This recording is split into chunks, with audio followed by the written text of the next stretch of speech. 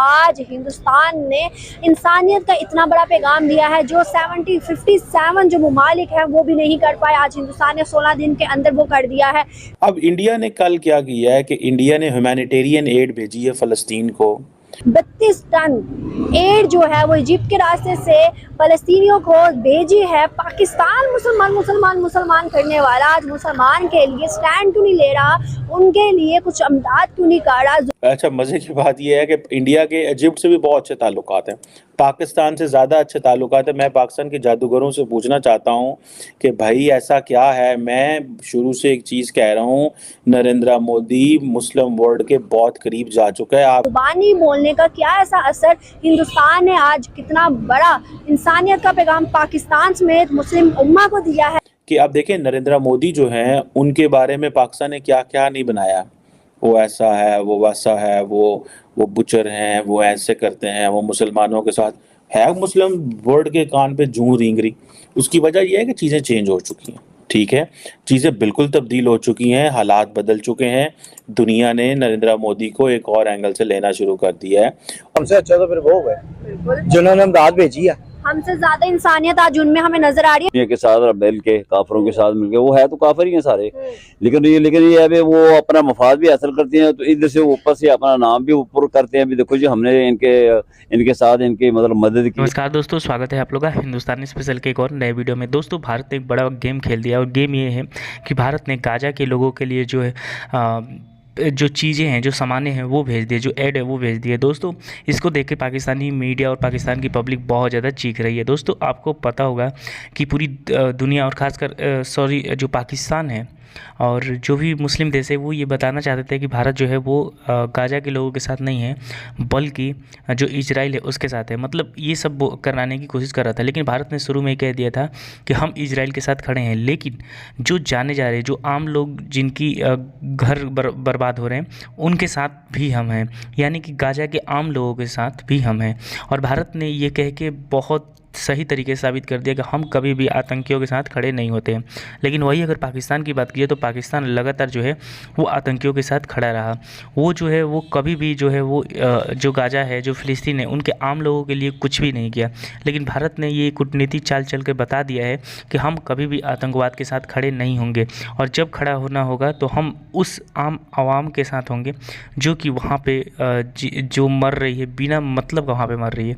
और दोस्तों, ये भारत की रणनीति की बहुत बड़ी जीत है कि भारत आज इजराइल के साथ भी खड़ा हुआ नज़र आता है और दूसरी तरफ गाजा के जो आम लोग हैं, जो फ़िलिस्तीन के आम लोग हैं, उनके साथ भी खड़ा हुआ नज़र आता है। तो चलिए वीडियो में चलते हैं, देखते हैं कि इसमें पाकिस्तानी मीडिया की चीखें जो हैं वो कैसे निकल रही है और कैसे वो भारतीय फॉरेन पॉलिसी की जमकर तारीफ कर रहा है। हमने फ़लस्तीनियों के लिए सिर्फ दुआएं की है। हमारे जो हुक्मरान है या हमारी जो अवाम है वो तो उनके साथ यकजहती कर रहे हैं इस चीज़ की कि हम उनके हर दुख दर्द में उनके साथ हैं।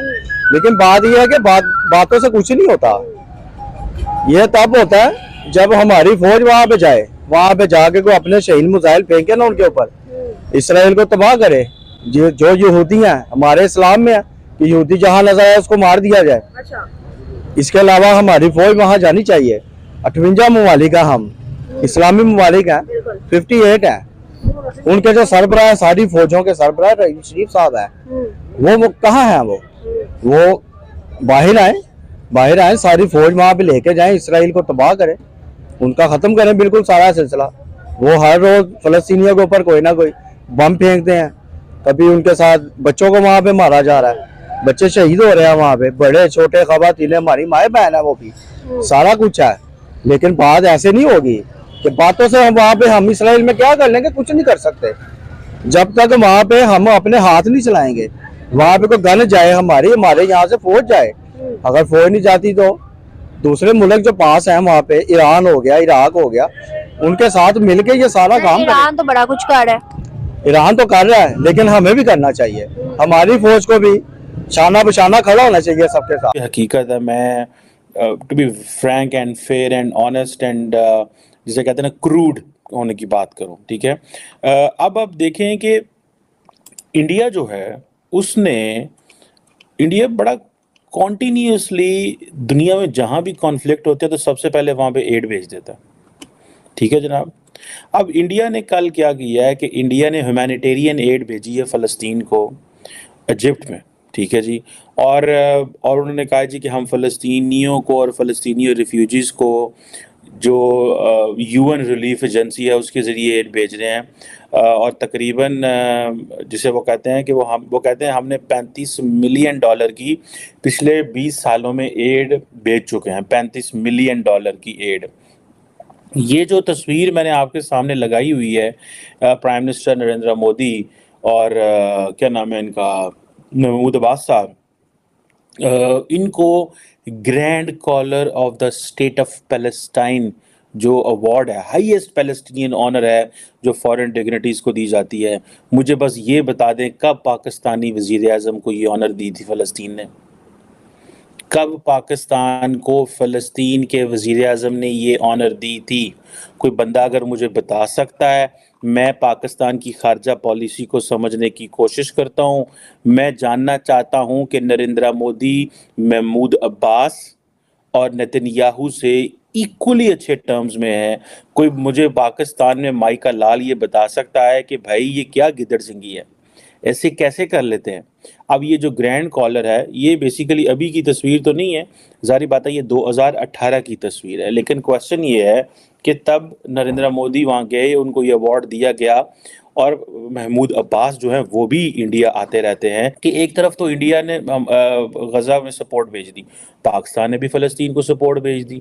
हमने अच्छा आप देखिए इंडियन मीडिया जिस तरह कवरेज कर रहा है इस कॉन्फ्लिक्ट की, वो कर बेसिकली इजराइल के पर्सपेक्टिव से रहे हैं, इजराइल को सपोर्ट कर रहे हैं। बट आप इमेजिन करें दैट इंडियन मीडिया के आप गट्स चेक करें, इंग्लिश मीडिया है वो वहाँ पे जाके फ्रांस 24, CNN, CNBC, ABC, दुनिया के जो स्काई न्यूज़, उन कैमराज माइक्स के साथ तो दोस्तों जैसे कि आपने इस वीडियो में देखा कि जो पाकिस्तान की मीडिया है वो भारत की फॉरेन पॉलिसी की जम के तारीफ कर रही है और उनका ये कहना है कि कैसे भारत जो है वो दोनों तरफ खड़ा हुआ नजर आता है और कोई भी देश जो है वो इससे जो है वो खफा भी नहीं होता। दोस्तों आपको पता होगा कि जब यूक्रेन और रूस का जंग चल रहा था तब भी भारत जो है वो दोनों देश के साथ खड़ा था, जबकि अमेरिका ने काफ़ी ज़्यादा दबाव डाला था कि भारत जो है वो रूस के साथ आ जाए, लेकिन भारत की कूटनीति उस समय भी काम आई थी और पूरी दुनिया ने ये तारीफ़ की थी कि भारत की जो कूटनीति है, भारत की जो फॉरेन पॉलिसी है वो बहुत ज़्यादा आगे निकल चुकी है और पूरी दुनिया के साथ वो खड़ा हुआ नज़र आता है। और एक बार फिर से यही चीज़ जो है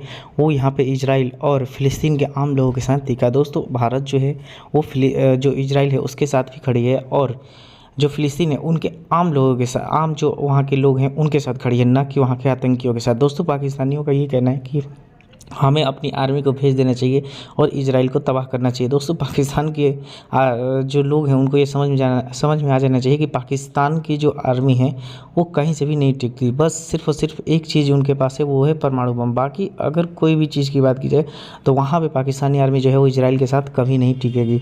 तो ये पाकिस्तानियों का एक भ्रम है कि हम जो है वो जाकर इजराइल को फतह कर देंगे, इजराइल को बर्बाद कर देंगे। मतलब जो चीज़ें वहाँ पर बढ़ाई जाती है उसका असर तो कहीं ना कहीं पाकिस्तानियों में दिख ही जाता है।